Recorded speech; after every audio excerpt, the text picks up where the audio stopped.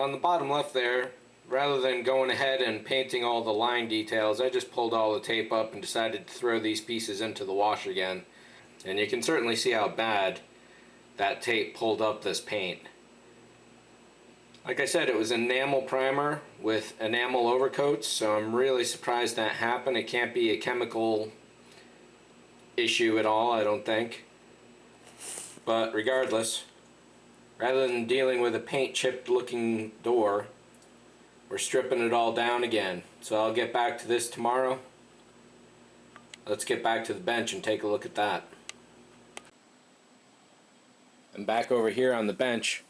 I've sealed these pieces up with clear matte, so the tape should not pull that paint up, hopefully.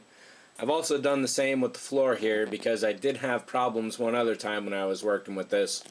So this is all matte clear right now, and it actually helped make the floor look a lot smoother. I'll show you that later on. Next up on the floor, once this is cured for another, call it tonight, we got to paint the outer ring now a dark brown, so we're going to have to mask that off. And over here on these parts we're pretty much good to go on the fine details. This one here is going to need some light touch-ups with the green. That's no issue. I should have just enough left of that to do it. These four parts here need a lot of detail painting. This guy here is still going to get some work down in this area once this is glued on, because I'm going to have to make this a smooth wall going down into the lower hull. The inside is pretty much all set, though I am going to rewire it with some new LEDs, I think. The back wall came out really nice. This is going to get a clear matte coat. I may as well do that tonight, I guess.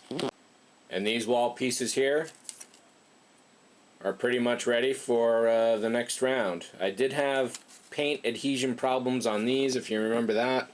So what I'm going to do on that is, once I get these painted with their first color, I'm going to mask, before I mask that off, I'm going to cover it in clear coat, just like the floor and these doors.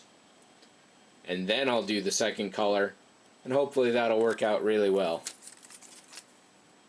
These need to get a little, I do need to blast these with a coat of white really quick. That should not go too difficult.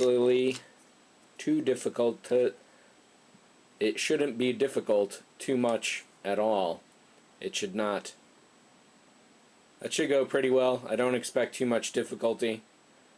I got to take a toothbrush to these parts and really get them nice and grit free as much as possible. I did do some minor sanding, such as on the bottom part over here, that little guy, and then up there at the top. There's really no way to get a curved sander into that area, so that is pretty much going to be the way that it is, and the way it is pretty good overall. Maybe I'll do one more pass with the Bondo. I haven't quite decided yet. A few of them maybe, I don't know.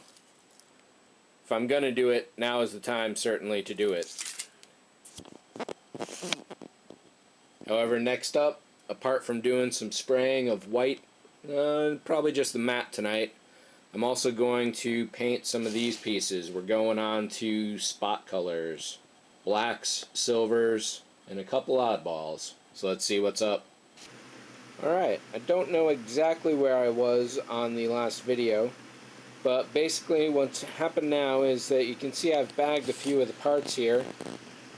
These are not fully done. I've taken all fully done parts, bagged them, and put them on a different table. These are waiting their next colors. So I left them out for the last week or so. I was away, and just sitting here they absorb damage.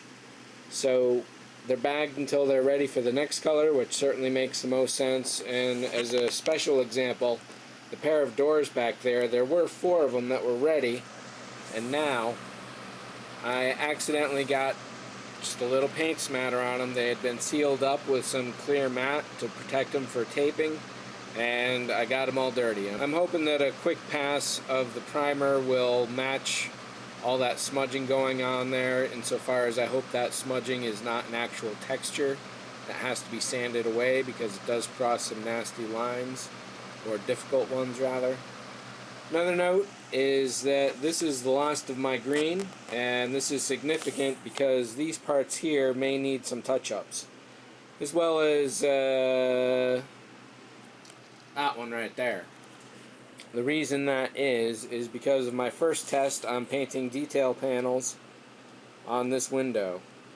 I got a little black over the green, so then I had to patch that, so I put some green back over that where it was a mistake, and then I got a little more on the black, so I'm going to be going back and forth on those two colors, and then the raised panels get silver.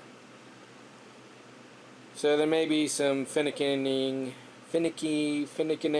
is that what the word is? There may be some fiddly little painting that I got to do to get this exactly right in the end. I was hoping that the green would paint over kind of nicely, but as you can see right in there, it's kind of patchy looking, and overall all three sections look like they were kind of roughly painted and patched. So I'm probably going to have to paint over all those. I'm hoping that a brush will do the trick nicely so I don't have to mask it all for airbrushing again.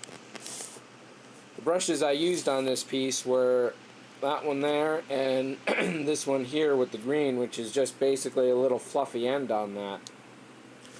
So for this next panel, excuse me, I'll be going up with some finer artist brushes. My hopes these are nylon, because if these are natural hair brushes going into enamel, the hair will get eaten alive. It has oils still in it, which means it's good for oil painting, even acrylics, but nylon is what you want for, or any synthetic if there are any other alternatives, is what you want for enamels.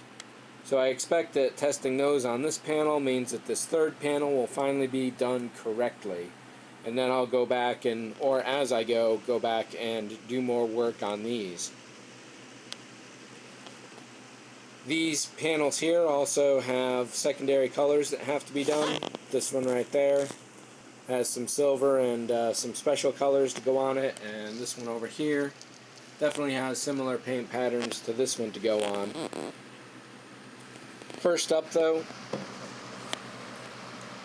got to reprimer those three small doors, touch up the two gray doors, and then each side of these is getting one side of the walls, if that makes sense.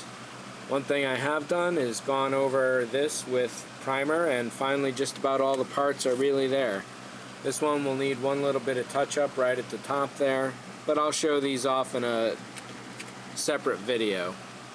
For now, these are pretty much done though, or at least as close as they're going to be. I'll probably give them another pass of primer on the middles, but right now I want to get the sides done. So that's what's up next, and while those dry, we'll be going over here. One other thing I'll note is that on some of these parts, looking at them really close, I've seen that they have just little bits of specks in the paint here and there. So what I've been doing is taking this fine screwdriver from a computer repair kit, most likely, and just trying to scrape those out of there. It's worked pretty well so far. One thing you have to keep in mind is that you are scraping the surface of the paint.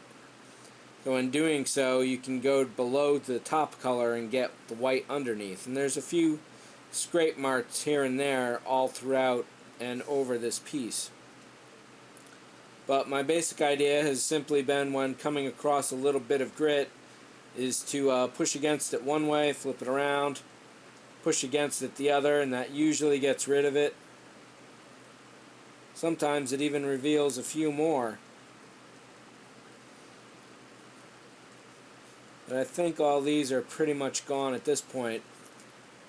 But this piece will need a very light overcoat just to repair those colors. But overall, that's going pretty well. So let me spray paint these wall pieces here, and we'll see what's next.